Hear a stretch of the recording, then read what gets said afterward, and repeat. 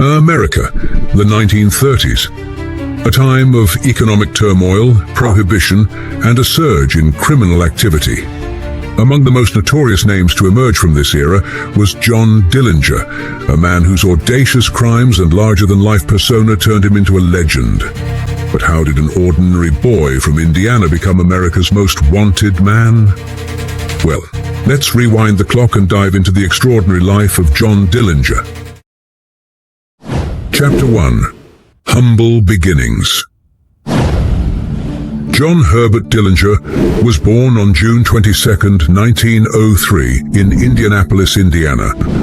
His mother passed away when John was just 3 years old, leaving him and his older sister Audrey to grow up without a maternal figure. The loss of his mother deeply affected young John, and many believe it contributed to the rebellious streak he exhibited later in life. Audrey eventually stepped in to help raise her younger brother, but the lack of a nurturing presence at such a formative age left its mark on him. From a young age, John was known for his mischievous streak. Most people thought he was a young boy full of energy. Others believed this rebellious nature hinted at a darker path. Teachers noted his intelligence, but also his tendency to avoid authority.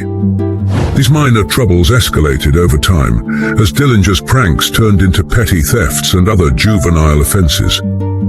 Despite his growing reputation as a troublemaker, he was also known for his charm and ability to talk his way out of trouble. John's relationship with his father was complicated and often strained. John Sr. was a devout and strict man who believed that harsh discipline would keep his son in line. But instead of bringing them closer, his father's sternness only served to push John further into rebellion. Tensions at home grew as young John began spending more time on the streets, seeking companionship and validation from his peers rather than his family. Chapter 2. The Navy and a Life of Crime. In 1923, Dillinger attempted to straighten out his life by joining the U.S. Navy. He was likely drawn to the promise of adventure and the opportunity to escape his troubled home life. At first, the structure of naval life seemed like it might provide the discipline he needed. However, it wasn't long before Dillinger began to chafe under the rigid rules and regulations. The monotony of military duties and the lack of personal freedom were unbearable for someone like John, who had always resisted authority. His decision to go AWOL led to a dishonorable discharge. Back in Indiana, Dillinger struggled to find steady work. The economic hardships of the Great Depression made it difficult for anyone to find a job. Desperate for money and feeling increasingly hopeless, Dillinger's frustration grew. Dillinger's frustrations eventually pushed him toward crime. Influenced by local petty criminals, Dillinger soon found himself planning a robbery. In 1924, he and an accomplice targeted a grocery store. The robbery was poorly planned, and during the heist, Dillinger struck the store owner with a gun, leaving the man injured. It marked the beginning of his life as a criminal. Chapter 3. Prison, the Criminal Academy. John Dillinger thought his 1924 grocery store robbery would be a quick score. Instead, it earned him 10 to 20 years behind bars. At just 21 years old, he walked into Indiana State Prison. Young, reckless, and completely unprepared for what awaited him. Prison wasn't just punishment, it was a school, and Dillinger was about to become its star pupil. Prison had a way of breaking men, but for Dillinger, it sharpened him. Instead of serving time, he treated it like an education. His cellmates weren't just convicts. They were master criminals, safecrackers, getaway drivers, and expert bank robbers. Among them were men like Harry Pierpont and Homer Van Meter, two seasoned criminals who saw Dillinger's potential and took him under their wing. They taught him everything they knew. Dillinger studied every trick in the book: how to crack safes, disable alarms, and execute heists. with military precision. He learned the psychology of law enforcement, studying their tactics to stay one step ahead. While others resigned themselves to life behind bars, Dillinger was planning his future as the most notorious bank robber in America.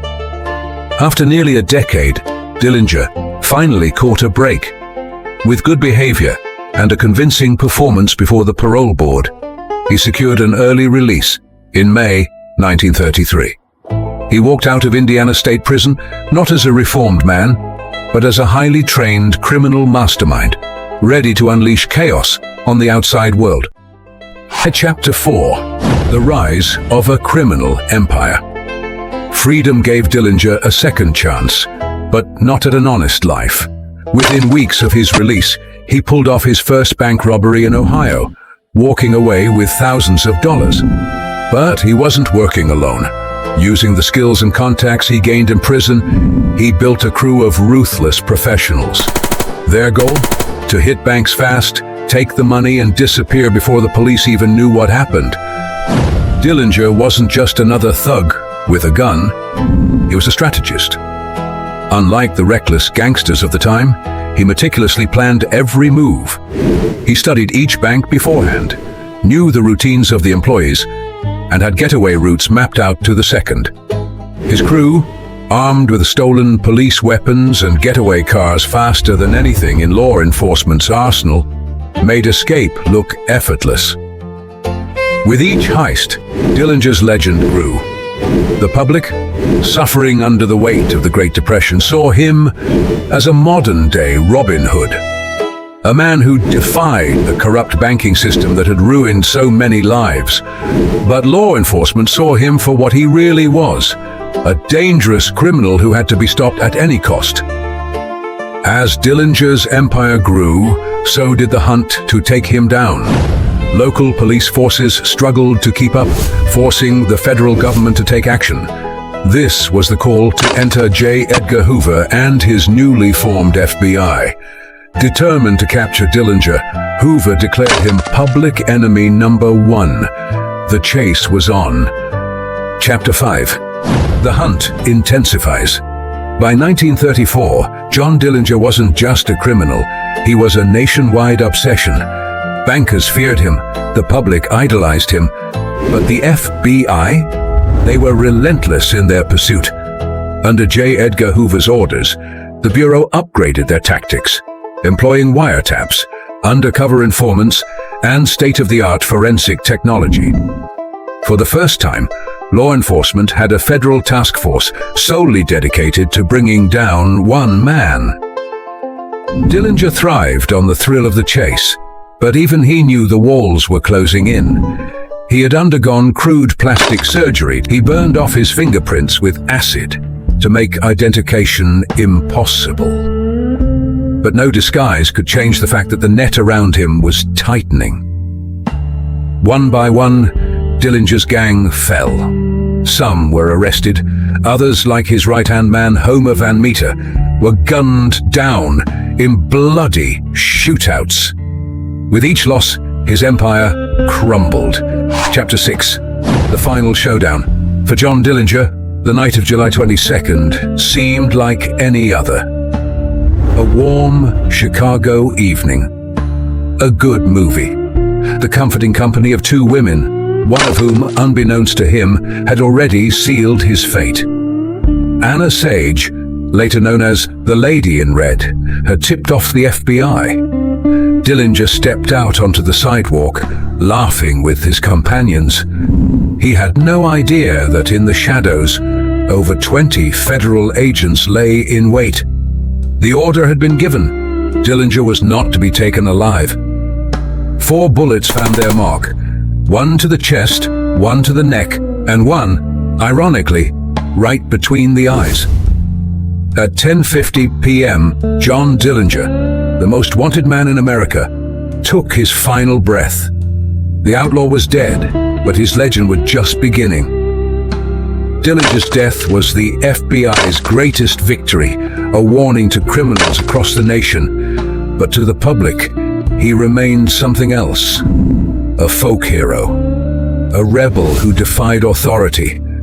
a man who lived and died by his own rules, a man who outran the law until the law finally caught up with him.